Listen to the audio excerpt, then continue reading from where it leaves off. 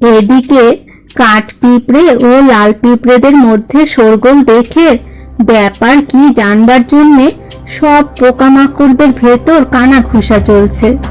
সরসরে পিপিলি একে ওকে তাকে জিজ্ঞেস করে সব খবর জোগাড় করে।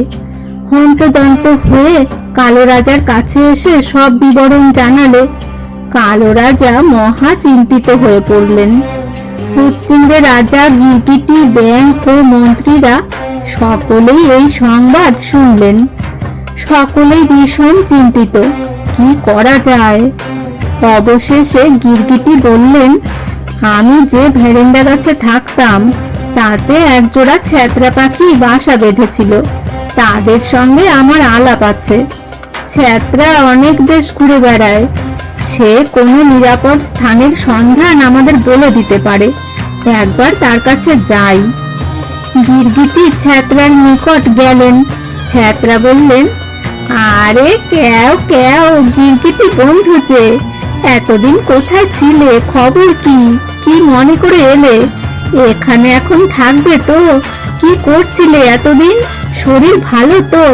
বেশ মোটা সোটা হয়েছে দেখছি। খেতে কি? বিয়ে করেছো? বউ কেমন হলো? ছ্যাঁতরা আর থামাই না দেখে গিরগিটি বললেন, সেসব কথা পরে হবে, এখন বড় বিপদে পড়ে এসেছি। গিরগিটি সমস্ত বর্ণনা করলেন। শুনে ছ্যাঁতরা বললেন, বটে বটে, কবে কোন সময় পিঁপড়েরা উড়বে? ওগো চেত্রী, শুনছো গো, পিঁপড়েরা উড়বে। তা গিরগিটি বন্ধু, তুমি খবরটা দিলে, বন্ধুর মতোই কাজ করেছো। যাও যাও, তুমি আর ভেবো না, আমি সব ঠিক করে দেব। গিরগিটি দেখলেন ছ্যাঁতরা বড়ই বাজে বক বক করে, তার কথায় নিশ্চিন্ত থাকা যায় না। তিনি বিষণ্ণ মনে ভিটে ফিরে এলেন। কোনো উপায় স্থির হলো না, সকলেরই অনিশ্চিতের আশঙ্কায় দিন কাটতে লাগলো। এদিকে লাল ও কাঠপিঁপড়েদের মধ্যে খুব উৎসাহে কাজ চলছে। 42 কর্মা সব পিঁপড়েদের অন্ধকার গর্তে পুড়েছেন ও নানা রকম জিনিস, ঘাস পাতা জড়িবুটি খাওয়াচ্ছেন। চারিদিকে খুব সরগরম। লাল মহারাজ আর তার অন্তরঙ্গ বন্ধু বান্ধব পাখা গজাতে যাননি, তারা সভা করে বসে আছেন। পণ্ডিত পিঁপড়ে বললেন, মহারাজ, ছেলে ছোকরাদের কথা ভুলে আপনি কাজটা ভালো করলেন না। শাস্ত্রের কথা, ঋষিদের কথা অমান্য করাটা উচিত হয়নি। আমি পুঁথি দেখে শত্রু নিপাতের ভালো উপায় বের করে দিতে পারতাম। সভাসদরা বললেন, বেশ, পণ্ডিত কি উপায় বাতলান শোনাই যাক। পণ্ডিতের উপর ভার পড়ল পুঁথি দেখে উপায় স্থির করে তিনি যেন কাল সকালেই রাজসভায় হাজির হন। পরদিন সকালে পণ্ডিত এসে সভায় দেখা দিলেন। বললেন, মহারাজ, শাস্ত্রে বলে শত্রু প্রবল হলে শত্রুর যে শত্রু তার আশ্রয় নেবে। আমাদের এখনকার প্রধান শত্রু সুরঙ্গের মধ্যে কটকটি ব্যাঙ, ব্যাঙের শত্রু সাপ, তেঁতুল তলায় পুরনো ইটের গাদার মধ্যে গড়গড়ি সাপ আছেন। তিনি সব সাপের রাজা, তিনি ইচ্ছে করলেই ব্যাঙকে আস্ত গিলে খেতে পারেন। ব্যাঙ মরলে শত্রু জয় করা সহজ হবে। গড়গড়ি সাপের সঙ্গে আমাদের সাক্ষাৎ পরিচয় নেই বটে, কিন্তু ওই ভাঙা টালির নিচে এক বিচক্ষণ কাকড়া বিছে আছেন।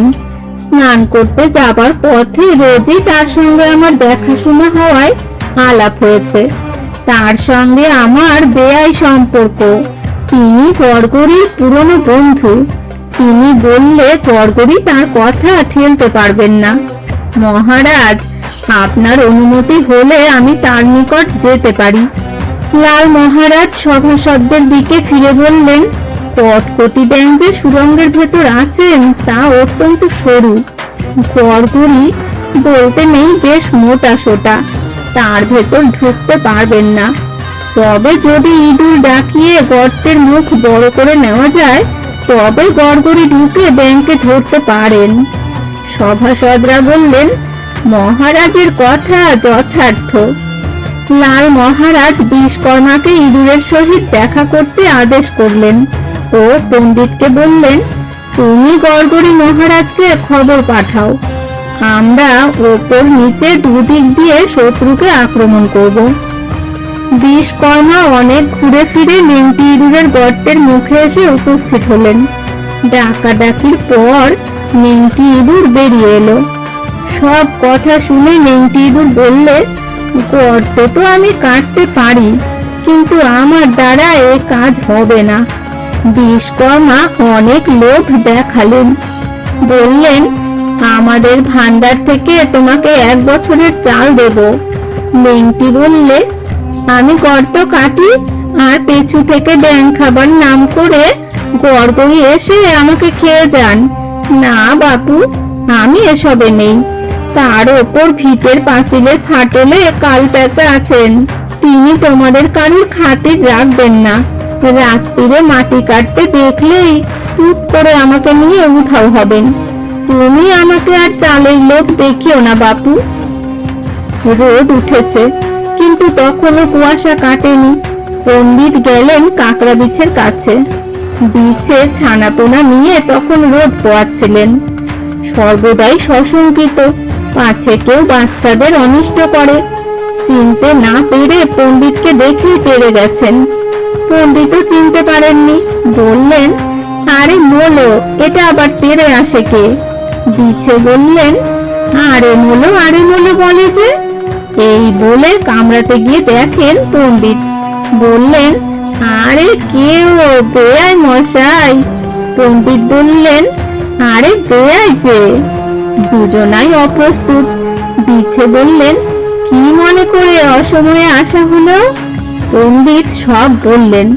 কাঁকড়া বিছে বললেন, তার আর কি, আমার সঙ্গে এসো, এখনই ব্যবস্থা করে দিই।